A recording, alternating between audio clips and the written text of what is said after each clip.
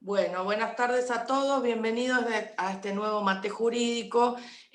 Antes de que comencemos, quiero decirles que el doctor Bienvenido Basalo no va a poder estar hoy con nosotros, pero les manda un saludo a todos los colegas que están presentes y a la disertante. Así que ahora sí, sin más trámites, le damos nuevamente la bienvenida a Gabriela Giampa, especialista en Derecho de Familia, con tremendo temazo.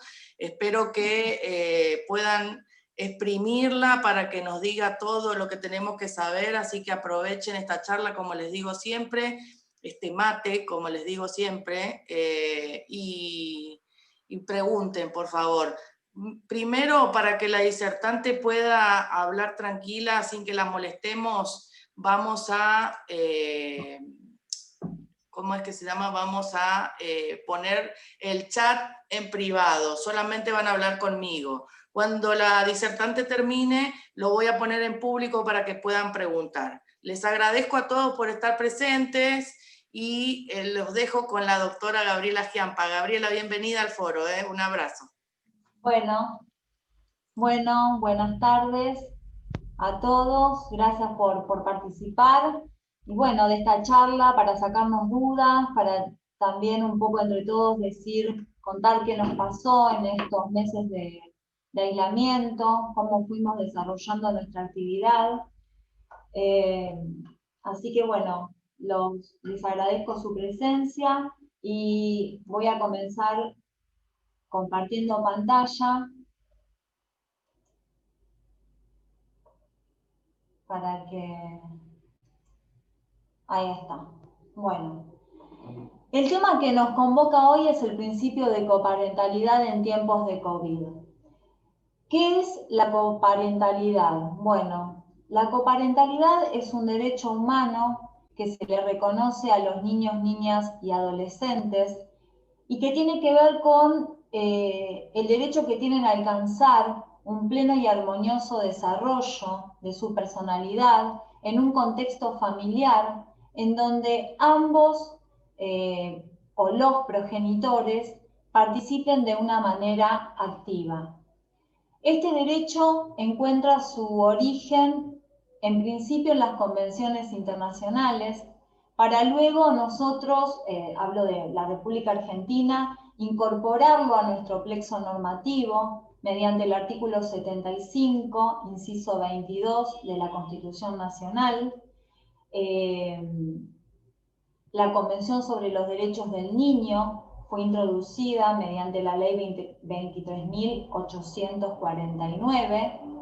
Luego vinieron otras leyes, como la 26.061, Ley Nacional de Protección de los Niños, Niñas y Adolescentes, la Ley 13.298 a nivel provincial,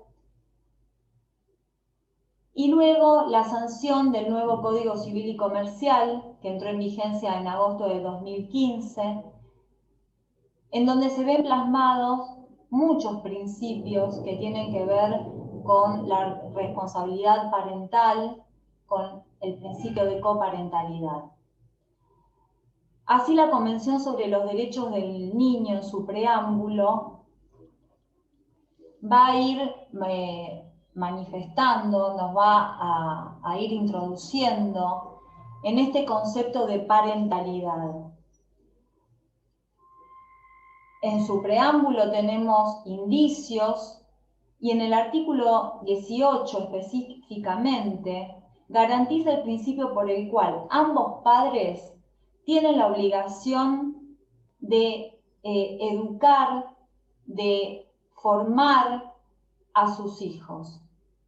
Es decir, cabe en cabeza de ambos progenitores esta obligación, este deber-obligación. La coparentalidad no es un principio que se toma como una sanción al cese de la convivencia de los progenitores, sino que es un derecho humano que radica en cabeza de los niños, niñas y adolescentes. Y viene para explicar la paradigmática interacción de padre y madre en la crianza de los hijos. Y acá vemos el interés superior del niño. El interés superior del niño es un conjunto de acciones y procesos enfocados en garantizar un desarrollo integral en la vida de los niños. Este principio está definido en el artículo 3 de la Convención sobre los Derechos del Niño, en la Ley 26.061, que es la ley nacional, lo define como la máxima satisfacción integral y simultánea de los derechos y garantías reconocidos en esta ley. Y una similar definición la encontramos en el artículo 4 de la Ley Provincial 13.298. El principio de coparentalidad, o del principio de coparentalidad, se va a desprender la responsabilidad parental. La responsabilidad parental está definida en nuestro Código Civil y Comercial en su artículo 638, y es el conjunto de deberes y derechos que corresponden a los progenitores sobre la persona y bienes de sus hijos para su protección, desarrollo, formación integral, mientras estos sean menores de edad o no se hayan emancipado. Con respecto a la responsabilidad parental, me voy a retrotraer en el tiempo. En lo que respecta a su definición, es lo que antiguamente se denominaba patria potestad. En sus principios era ejercida únicamente por el padre. En la República Argentina, en el año 1949, y con la Constitución de ese mismo año, este ejercicio unilateral fue modificado y pasó a ser compartido. Hasta el golpe de Estado de 1957, el golpe fue, en el 56, pero la Convención Reformadora de la Constitución fue en 1957, donde se dio marcha atrás y se dejó sin efecto casi toda la Constitución de 1949, por lo cual el ejercicio de la patria potestad volvió a ser unilateral. Hasta 1974, que el Congreso de la Nación, mediante una ley, propone o sanciona el ejercicio bilateral de la patria potestad. Esta ley fue derogada por el Poder Ejecutivo de ese momento. Hasta 1985, que con la vuelta de la democracia y en el gobierno del doctor Raúl Alfonsín, vuelve a ser el ejercicio conjunto. Es decir, ambos progenitores ejercen la responsabilidad parental. Este conjunto de deberes y derechos que tienen los progenitores con respecto a sus hijos y a sus bienes. El ejercicio de la patria potestad, de la responsabilidad parental, está definido, está en el artículo 641 del Código Civil y Comercial de la Nación, y establece que en caso de convivencia de los progenitores, la responsabilidad parental va a ser ejercida por ambos progenitores, y que los actos realizados por uno de ellos se entienden que son consentidos por el otro, salvo las excepciones del artículo 645 o expresa manifestación, oposición de los actos del otro progenitor. En el caso de suspensión de esa convivencia, por divorcio, nulidad y demás, el ejercicio sigue siendo de manera conjunta y continúa entendiéndose que los actos realizados por uno de los progenitores es consentido por el otro, salvo expresa oposición o las excepciones del artículo 645 del Código Civil y Comercial.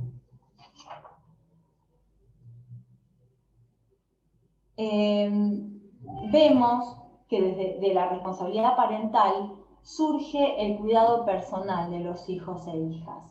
El cuidado personal tiene que ver con la protección que ejercen los padres, los progenitores, con respecto a sus hijos menores de edad en lo cotidiano, en lo diario, el día a día. El cuidado personal también es ejercido por ambos progenitores.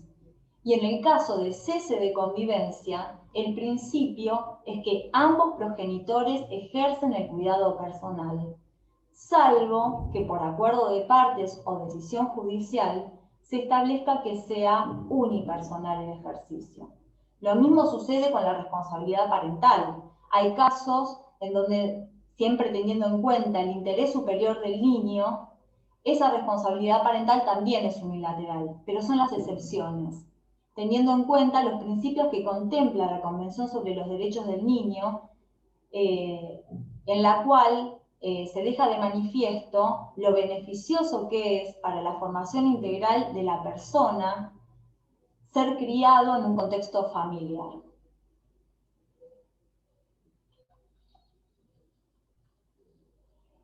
Y como hablamos de coparentalidad, este derecho humano que recae en cabeza de los niños, niñas y adolescentes, esta coparentalidad debe ser se debe continuar en el tiempo con ella. ¿Para qué? Para que los roles parentales en un sistema de cooperativo, en un sistema en donde cooperen ambos progenitores y sean solidarios entre ellos y de manera constante, cumplamos con el principio fundamental de la coparentalidad, que es la seguridad emocional de los hijos. La doctrina entiende, después de haber enumerado los principios que han tenido las convenciones y las leyes internas, para llegar a la conclusión de que el sujeto de derecho es el niño y que debemos velar por su interés superior y todo lo que ello implica, entiende que el cuidado personal, que es ese cuidado diario y periódico que deben ejercer los progenitores con respecto a sus hijos, la modalidad más aconsejada es la compartida, aunque existe la unilateral, pero es la compartida y de una manera indistinta, si bien existen dos modalidades, una es la alternada, otra es la indistinta, porque permite la continuidad del apoyo en la educación y en la formación de ese ser humano. El contacto de los niños, niñas y adolescentes con ambos progenitores de una manera continuada en el tiempo.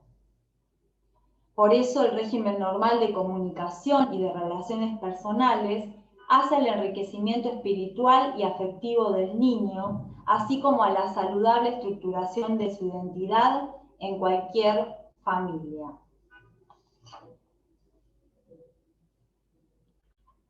Pero ¿qué sucede? Como todos sabemos, en marzo, el 11 específicamente, 11 de marzo del 2020, la Organización Mundial de la Salud declara el estado de pandemia como consecuencia del brote del nuevo coronavirus, COVID-19, lo que llevó al Poder Ejecutivo Nacional, en vistas a proteger el derecho humano a la salud, a dictar el decreto 297 del 2020, a través del cual se impuso el aislamiento social preventivo y obligatorio.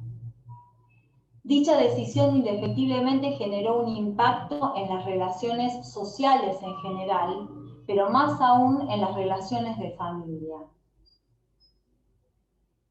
La respuesta frente a muchos interrogantes fueron las que surgieron. Frente al aislamiento social preventivo y obligatorio, ¿qué sucede con los regímenes de comunicación? ¿Qué sucede con el cuidado personal conjunto? Bueno, acá estamos en presencia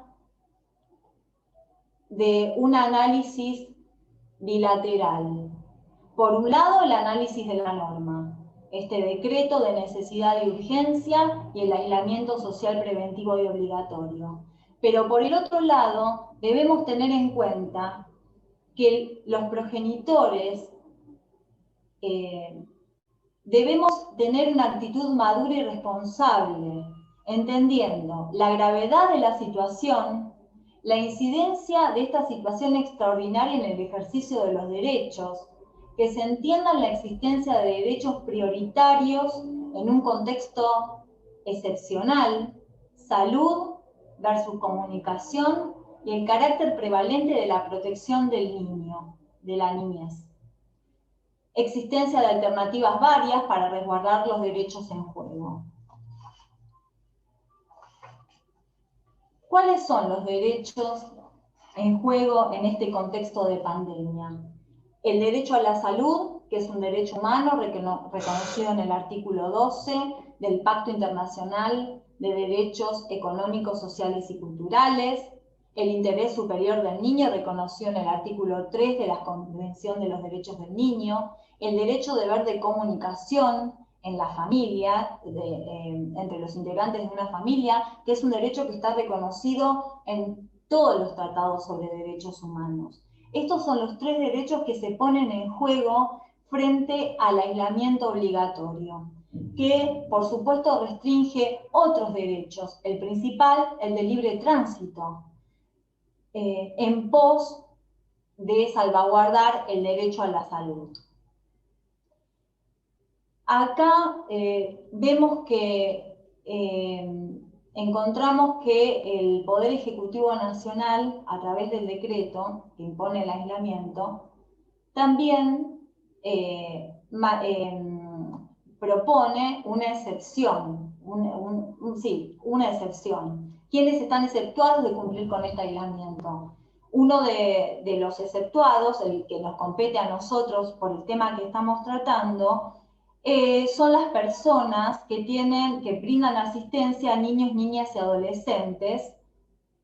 Es uno de los incisos que marca el artículo 6, inciso quinto, del decreto 297 del año 2020, y el Ministerio de Desarrollo Social, a través de la resolución 132/20, establece 3 excepciones.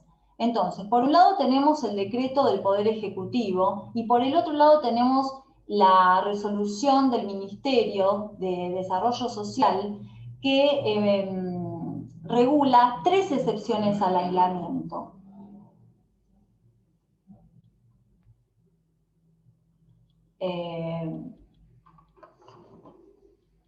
La primera, cuando al momento de ser decretado el aislamiento, los niños, niñas y adolescentes se encontraban en un lugar que no correspondía a su centro de vida o que no era apto para transcurrir allí el periodo de aislamiento. Entonces, frente a esta situación, se exceptuaba a los progenitores a modificar el lugar donde estuviesen los chicos, los niños, niñas y adolescentes, por única vez. Esa es la primera excepción. La segunda excepción es que cuando uno de los progenitores, por razones laborales, y estando exceptuados por el decreto de necesidad y urgencia, quedaban sin cuidados parentales. Entonces se autorizaba asimismo que sea trasladado el niño, niña o adolescente al domicilio del otro progenitor, de algún familiar o de algún referente afectivo. Y la tercera excepción del reglamento es cuando por razones de salud y siempre en beneficio del interés superior del niño puedan trasladar al hijo o hija al domicilio del otro progenitor. Estas fueron las 3 excepciones que en un principio tenían que ver con el aislamiento, o sea, excepciones al aislamiento y en pos del interés superior del niño, niña o adolescente, siempre teniendo en miras esto. Entonces, de la conexión de estas dos normas, por eso hablamos del análisis de las normas que rigen este estado excepcional en que nos encontramos en la actualidad, surge que la coparentalidad se va a ver interrumpida por la situación de excepción que nos encontramos atravesando. Al verse restringida, la ya mencionada regla de coparentalidad, aparecen en escena artículos de nuestro Código Civil y Comercial, y nunca dejando de lado y en vista la Convención sobre los Derechos del Niño, pero volviendo a la normativa interna, los artículos que entran en juego como consecuencia de la restricción al principio de coparentalidad son los artículos 652, 653 y 654 del Código Civil y Comercial de la Nación, que tienen que ver con el cuidado unipersonal y con el deber de información, colaboración y comunicación correspondiente que tiene el progenitor conviviente con respecto al otro progenitor. Y por otro lado, el artículo 639 del Código Civil y Comercial de la Nación, en el cual establece cuáles son los principios de la responsabilidad parental. El primero, el interés superior del niño. Luego, la autonomía progresiva, el derecho a ser oído y que su opinión sea tenida en cuenta. Esos son los principios básicos que rigen la responsabilidad parental. Por lo cual, esta situación mundial excepcional no debe obstruir el derecho-deber de comunicación, ya que si tenemos en cuenta los artículos mencionados en el párrafo anterior y que la Convención sobre los Derechos del Niño reconoce que el disfrute de un derecho no puede separarse del goce de los restantes, la comunicación entre progenitores y niños se ve restringida, pero no se ve obstruida.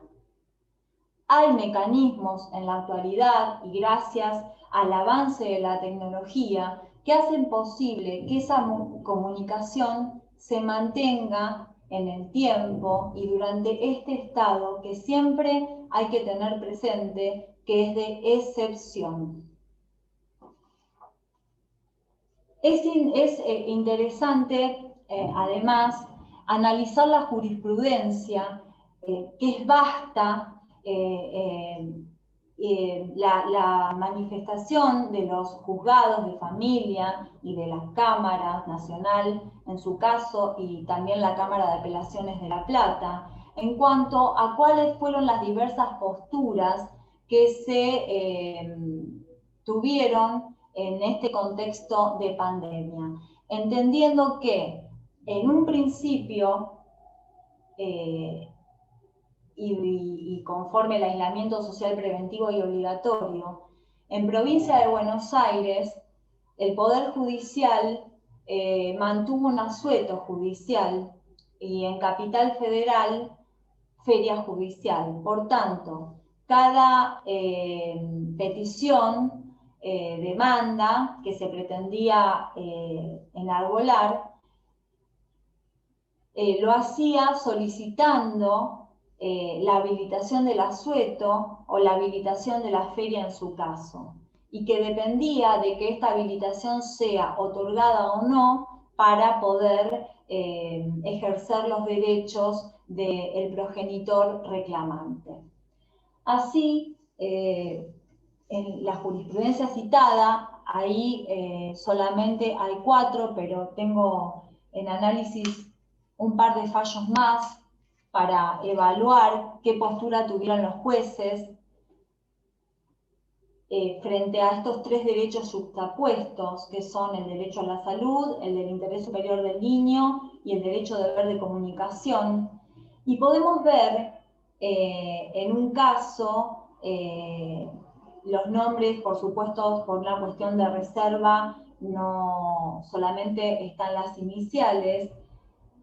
En el primero se trata de una revinculación de un progenitor con respecto a su hija menor de edad, que se estaba llevando a cabo, por supuesto, antes de la pandemia, y que con el aislamiento social se vio truncado porque la madre a la madre le era imposible cumplir con el acuerdo arribado entre las partes, por lo cual el progenitor solicita la habilitación de feria judicial, la cual le fue denegada. Fundada el progenitor su petición en que la progenitora no daba cumplimiento con el pacto al cual habían arribado. Como se trataba de una revinculación, la misma se llevaba a cabo en diferentes puntos de la ciudad, en presencia de la progenitora, el progenitor y un tercero.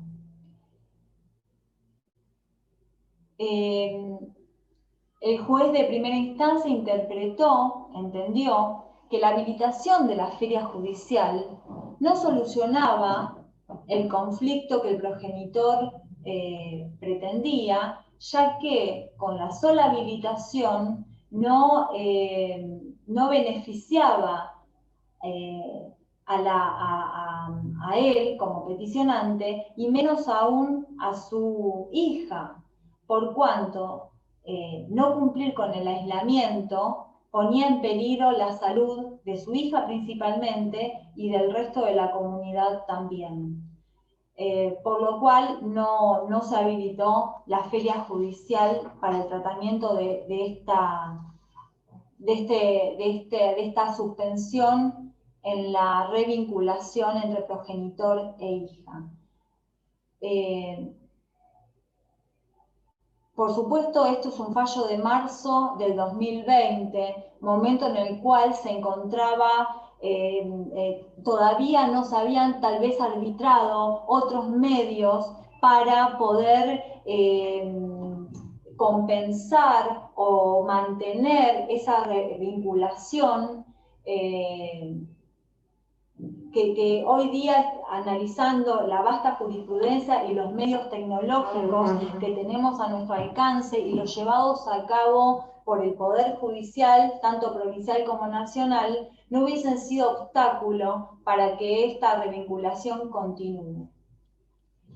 Otro fallo interesante si bien tiene que ver con el cumplimiento del régimen de comunicación, la resolución se da en el expediente sobre incidente de alimentos. ¿Por qué? Porque si bien existía un expediente sobre contacto, régimen de comunicación, régimen de contacto, este se encontraba paralizado. Pero pese a ello, la petición fue tratada y fue, en este caso, también una habilitación de asueto judicial, en el cual la progenitora solicita la habilitación del asueto a fin de que el cuidado personal, que en un principio era compartido, fuese unilateral, atento a la situación de pandemia y el peligro que conllevaría el tránsito de la persona menor de edad hacia el domicilio del otro progenitor. Habilitaron el asueto judicial y dispusieron una medida cautelar tendiente a garantizar que el menor permanezca en su hogar y evite traslados en virtud de la situación de salud que tornarían aconsejable tal situación, que resultan de prueba documental que se acompaña al pedido. Además, por supuesto, fundó la petición presentando prueba. En este caso se vio suspendido el contacto personal con el otro progenitor, no mediante los otros medios de contacto que se propusieron y que fueron acatados y contemplados. También en este momento de pandemia, nosotros los letrados que ejercemos independientemente de la profesión, pero el Poder Judicial todo también, tuvo que arbitrar otras medidas porque los procesos judiciales se vieron perjudicados o obstaculizados en su devenir por cuestiones que son obvias. si estamos frente a una situación de pandemia, una situación que restringe el libre tránsito, un aislamiento social preventivo y obligatorio, cómo se interpone una demanda, cómo se da traslado a una demanda, cómo se notifican resoluciones.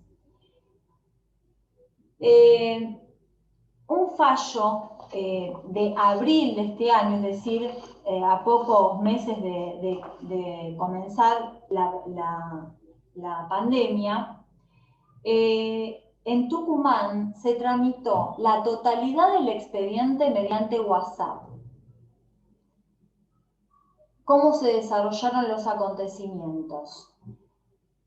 Cada funcionario de los tribunales no son tribunales o juzgados de familia, sino que son juzgados en lo civil y comercial común, familia y sucesiones, es decir, multifueros.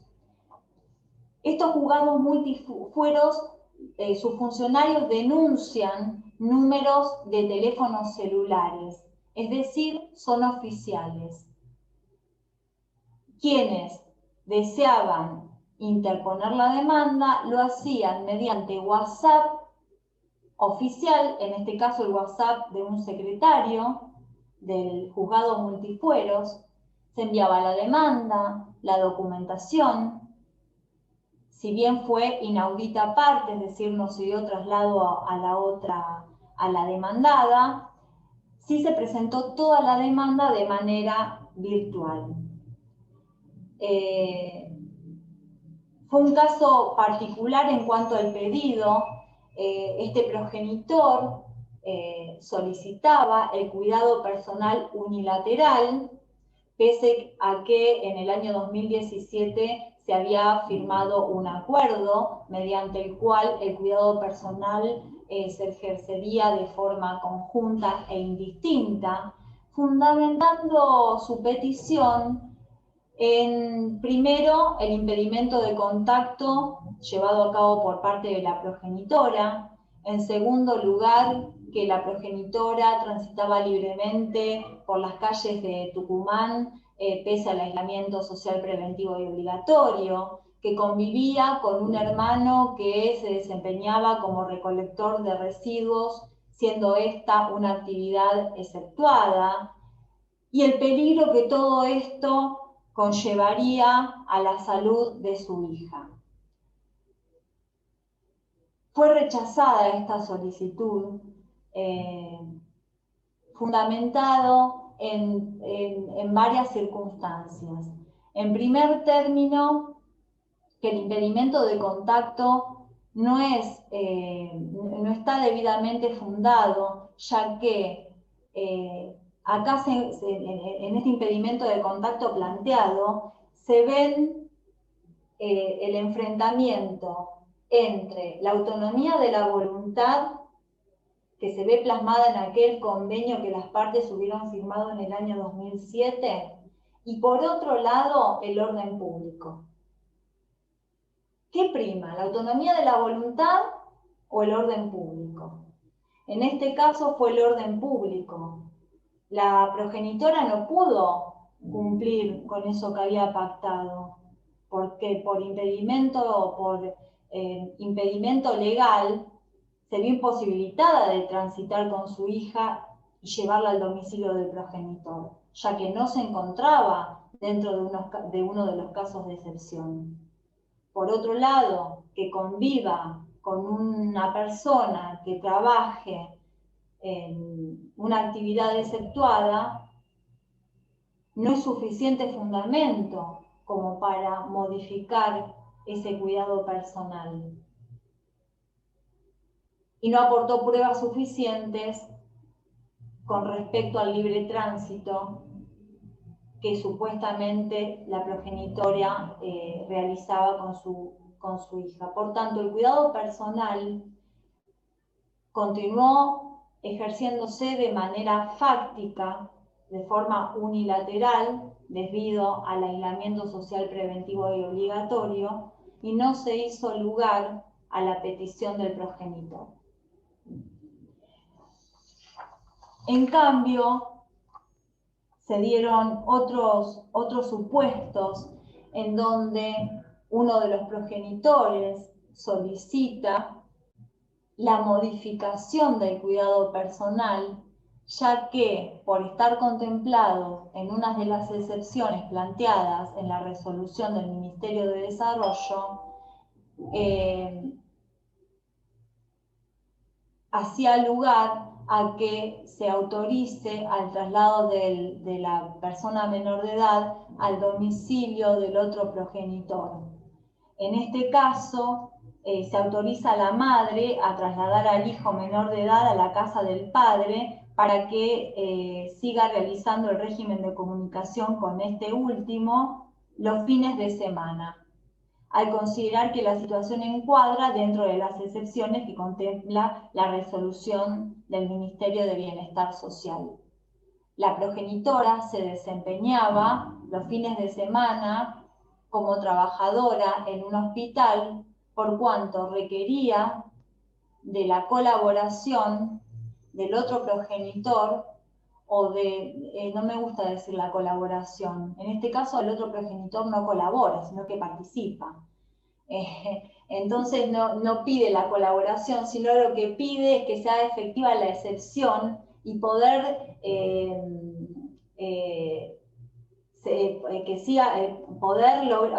obtener la autorización para que continúe el cuidado personal indistinto.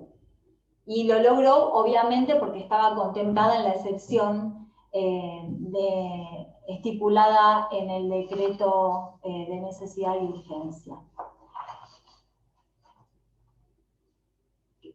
Hablamos de que los principios de la responsabilidad parental son 3, los principios que rigen la responsabilidad parental, y al enumerarlos hablamos de lo que es la autonomía progresiva. La autonomía progresiva de las personas menores de edad tiene que ver con el desarrollo de la persona, desde que nace y va obteniendo, va adquiriendo a medida que pasa el tiempo diferentes autonomías. Por ello no es lo mismo un régimen comunicacional cuando las personas menores de edad tienen 3 años, que cuando tienen 10, que cuando tienen 13. En este caso, el régimen de comunicación se daba de manera presencial porque se trata de una menor de edad que en su momento tenía 3 años. Por tanto, no se podía dar cumplimiento al principio de coparentalidad ni al de cuidado personal y de comunicación sobre todo, porque la chiquita no comprendía cómo manejar la tecnología. No podía seguir manteniéndose la comunicación con el progenitor porque no tenía acceso a WhatsApp, a cámaras, videollamada y demás. Lo que sucedió aquí es que las partes se pusieron de acuerdo y presentaron un convenio a través del cual la chiquita pasaría una semana con su progenitor y una semana con su progenitora. Es decir, establecieron de común acuerdo y de manera provisoria, hasta tanto continúe el estado de aislamiento, un régimen de cuidado personal conjunto alternado, porque permanecería una semana en un hogar y una semana en otro hogar. Este acuerdo fue homologado y es de manera provisoria. Después se verá qué pasa con el transcurso del tiempo. Por último, un fallo de la Cámara de La Plata que ratifica la sentencia de primera instancia. Este fallo es de septiembre de este año, en donde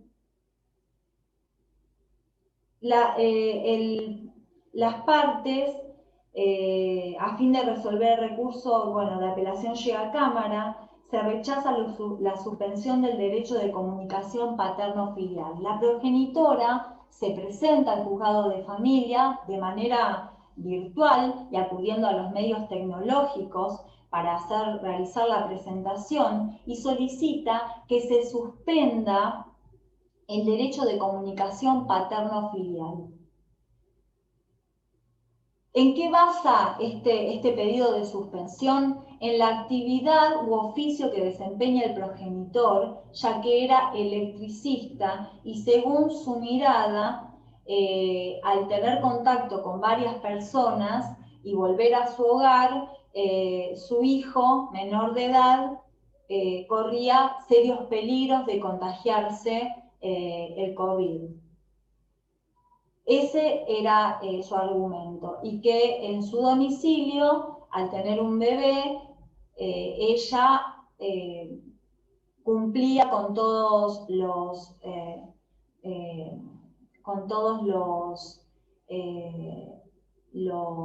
cuidados que debía tener para evitar el contagio. Es interesante el fallo porque tiene en cuenta los beneficios de validar el aislamiento versus los perjuicios de separar al hijo del contacto con su padre. Y hace referencia a la importancia del contacto presencial y además de invocar la Convención sobre los Derechos del Niño, el interés superior, tener en cuenta lo dicho por el asesor de menores, que de forma manifiesta expresa que el niño requería del contacto personal con su padre, también pone de manifiesto que si la convivencia no se hubiese visto interrumpida, o no hubiese habido, cese de esa convivencia, el padre se desempeñaría como electricista, que es un oficio merituable. No se podría impedir al hijo de ver al padre dentro de la misma casa. Argumentando esto, se sostiene que el desempeño laboral del padre no puede impedir el contacto personal con su hijo, evidenciando lo perjudicial y nocivo que sería interrumpir este régimen de comunicación para el niño. Después del análisis de los casos que hemos visto, y en miras de tener en cuenta que la actividad judicial en los procesos de familia ha continuado y se han arbitrado los medios necesarios, útiles y al alcance de las manos, con ayuda de la tecnología, una estadística de un juzgado de La Plata del mes de septiembre deja en vista que la actividad jurisdiccional con respecto a los procesos de familia no ha cesado al mes de septiembre. En cuanto a mermado, a comparación del mes de septiembre del año pasado, hay una diferencia de unas pocas sentencias. Vemos reflejados que en un mes, en un juzgado solo de familia de la ciudad de La Plata, se han dictado 40 sentencias definitivas, 80 sentencias interlocutorias, 42 homologaciones, 98 audiencias, 60 entrevistas con el cuerpo técnico, todo esto de manera virtual. No hubo presenciales, salvo excepciones puntuales y con los reparos del caso. A modo informativo, yo lo que quise poner a su disposición es tener un poco en claro cuáles son las herramientas que tenemos los abogados y abogadas para poder continuar con los procesos. ¿Qué juzgados y qué materias han aceptado los medios alternativos de notificación de demandas y resoluciones, como ser las cartas documento, los medios electrónicos, los mails y demás? Si bien depende en muchos casos del juzgado en particular y luego de las apelaciones que realizan con respecto a la oportunidad de utilizar otros medios de notificación. Es interesante tener en cuenta con qué herramientas contamos, que los procesos puedan seguir adelante en este estado excepcional de pandemia, que es importante que así lo sean, porque si bien muchos de nuestros derechos han sido restringidos, no han sido obstaculizados, no han sido impedidos de ejercer, sino que hay que buscar otras alternativas. En lo que tiene que ver con los procesos de familia, la imaginación, tomar en cuenta todas las herramientas que tenemos a nuestro alcance y priorizar la protección a la niñez y el interés superior del niño, hace que nos encontremos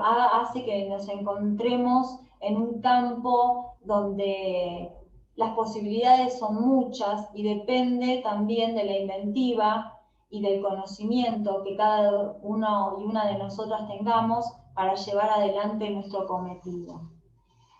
Después de todo lo dicho, termino con las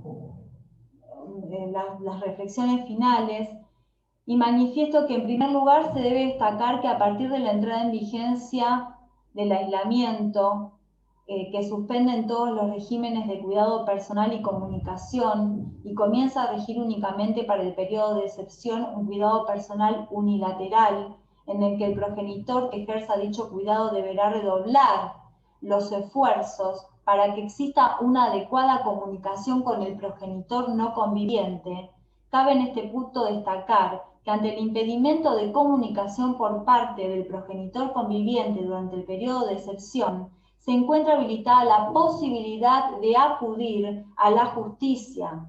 Las medidas dictadas ante la emergencia sanitaria ocasionadas por el COVID-19 deben ser complementarias e interpretadas a la luz de las normas que protegen los derechos del niño, de modo tal que se garanticen en todos los procesos sus derechos y se tengan en especial consideración el interés superior del mismo.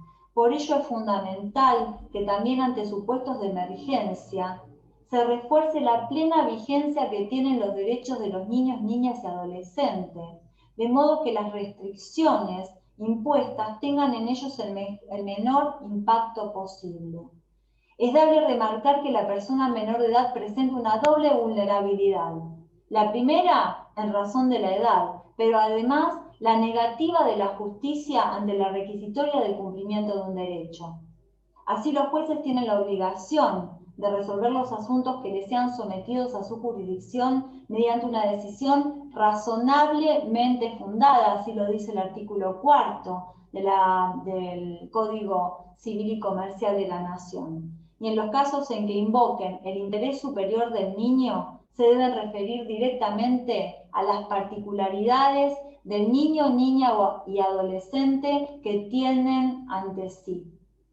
El juzgador necesariamente deberá estimar las posibles repercusiones, positivas y negativas, de la decisión en el niño y tendrán que explicar en su sentencia cómo se ha respetado ese interés superior.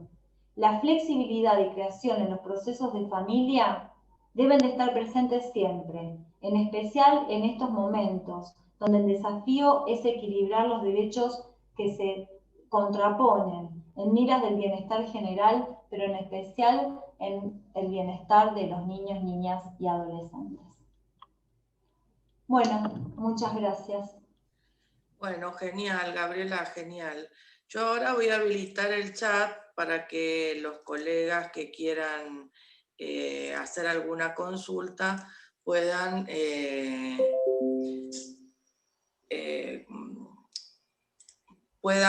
hacerla por medio del chat y si no se entiende le habilitaremos el micrófono. Así que el que quiera hacer una consulta, por favor, tiene el chat habilitado para que le podamos leer la pregunta a la doctora.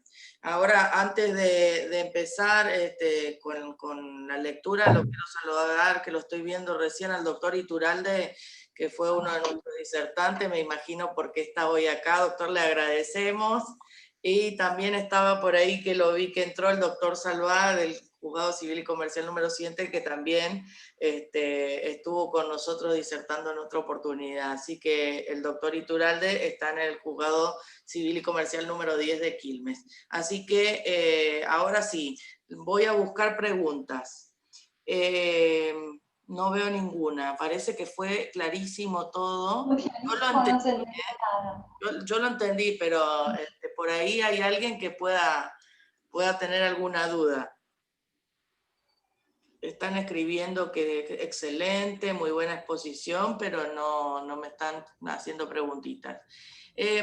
Lo que estuvimos viendo ahora últimamente, Gabriela, no sé si pasó o te pasó a vos, que también, bueno, la mayoría de los juzgados de familia, yo tuve varias audiencias virtuales respecto de estos planes de coparentalidad, inclusive han tomado artículo 12 por medio de WhatsApp, por ejemplo. No sé si en tu caso te ha pasado o tenés algo como para comentarnos al respecto de eso. No, me llama la atención y no conocía ningún artículo 12 tomado mediante videollamada, ¿no? De WhatsApp. Sí, presentación o audiencias con el fin ante los consejeros, con el fin de arribar a un acuerdo en los temas de régimen de comunicación, dado todo lo que estuvimos viendo hasta ahora, ¿no? Y el miedo. Está tomando, pero sí un juzgado de familia de Florencio Varela, en el cual participé de la audiencia, ha tomado un artículo 12 a una niña. No era para una coparentalidad exclusivamente, era para un reintegro, o sea que mucho más conflictiva la situación, pero sí lo han tomado. Me han dicho también que en San Isidro tomaron artículo 7 por Zoom, artículo 12, perdón, por Zoom. Pero yo presencial, que estuve presente en esa audiencia, la jueza tomó la audiencia del artículo 12 vía WhatsApp. Inclusive nuestra audiencia fue WhatsApp, porque ellos no tenían, el internet era muy estable para hacerlo por una vía. Entonces el WhatsApp era lo que se consideró lo más adecuado para llevar adelante esta audiencia. Pero la verdad que por lo menos hasta ahora está funcionando el tema de los medios telemáticos, que por lo menos puedo decir que me ha tocado llevar adelante, ¿no? No sé si alguno tuvo alguna otra audiencia que le haya ido mal o quiere comentar algo, pero a mí hasta el momento la verdad que ha salido todo muy bien. Sí, en miras de todo lo que estuvimos hablando hasta el momento, no puede dejarse sin atender y sin bregar por el cumplimiento de los derechos de los niños este estado de excepción. Por lo tanto, todos los medios que estén al alcance, que respeten el derecho del niño a expresarse y a manifestarse, y deben ser tenidos en cuenta, ¿no? No, estoy convencida de que pasan por los filtros del análisis convencional, constitucional y del análisis además de la norma interna. Tal cual. Yo estoy convencida también que se deben utilizar. Además, lo único que preocupa un poco con el tema de que utilicen medios telemáticos para el artículo 12 es que los niños puedan estar siendo como presionados, vamos a decirlo con suavidad, para que no se malinterprete por el progenitor que está conviviendo con ese niño. Entonces, ahí es como que se arma una nube que tal vez no suceda, pero que todos la pensamos, ¿no? Lo que pasa es que el juez debe tener contacto directo con la persona menor de edad. Y ese contacto directo y personal tal vez no se dé de una manera acabada utilizando los medios telemáticos, pero asimismo volvemos a mencionar los derechos que hay que respetar, y en esta balanza en donde se ven tantos derechos en juego y el interés superior del niño, bueno, se utilizan estos medios para lograr que que se cumplan. El Estado tiene la obligación de hacerlo, ¿no es cierto? Claro, porque si no podemos tener el artículo 12, ¿cómo podemos saber cuál es, qué es lo que le está pasando a ese niño respecto de esa comunicación? Que tal vez no quiera tener comunicación con ese papá o esa mamá, pero nunca lo vamos a poder saber si no podemos llevar adelante una audiencia o tener un contacto con ese niño un poco más fluido como para que explique lo que está pasando, porque tiene total derecho de ser oído, como bien lo dijiste vos en tu exposición. Acá hay una pregunta, ¿en qué casos se dio audiencia o artículo 12 de modo presencial? Pregunta María José. Bueno, los casos del artículo... Sí, perdón. No. Perdón. Tu tema viene así. El artículo 12 tiene que ver con la escucha, ¿no? El derecho al niño a ser oído y que su opinión sea tenida en cuenta. Entonces, este llamamiento que hace el orden convencional a que el juez tenga la obligación de escuchar al niño, la escucha es más amplia, eso es otro tema, ¿no? ¿Qué queremos decir cuando hablamos de escucha? ¿Y qué queremos decir cuando enumeramos este derecho? Por eso, en todos los casos en donde se litiguen o se traten derechos, derechos de niños, intereses, perdón, en donde se traten intereses que tengan que ver con niños, el niño debe ser escuchado. Por eso da lugar a esa audiencia que es la del artículo 12 de la Convención. No puede continuar el proceso obviando la toma de la audiencia del artículo 12. Claro, tal cual, sí. Puede ser un régimen de comunicación, puede ser una revinculación, puede ser una adopción, puede ser un reintegro. Bueno, las materias son amplias. Sí, tal cual, sí, tal cual. Bueno, la verdad que excelente tu disertación, Gabriela, te queremos agradecer. Hoy salió perfecto, tomamos todas las medidas, además teníamos un palo acá escondido por las dudas de que a alguien se le ocurra, pero salió todo bárbaro. Me estaban escribiendo por mensaje que, bueno, había gente que no se pudo incorporar por el tema del horario y que ahora como empezamos a trabajar un poquito más, es un poquito más difícil ingresar. Algunos que se olvidaron y querían entrar ahora a último momento, que no los hice ingresar, ya no valía la pena entrar con tan poquito tiempo para el saludo. Así que te agradecemos desde el foro que hayas venido. Te notificamos por este medio telemático que te vamos a volver a molestar, o sea, bueno, que está notificada y tengo testigos, todos acá. Bueno, lo tomo. Tal cual. Y ahora voy a habilitar los micrófonos a todos para que te den un fuerte aplauso, así te vas contenta de este foro que todo salió perfecto esta vez. Gracias, Gabriela, por haber participado. Gracias a todos los que estuvieron presentes. Gracias, doctor Iturralde, doctor Salva, por haber venido. Gracias, Lilian, también. Abrazo a todos, hasta la próxima. Gracias, Gabriela. Sí, se cortó hermoso. Hasta luego.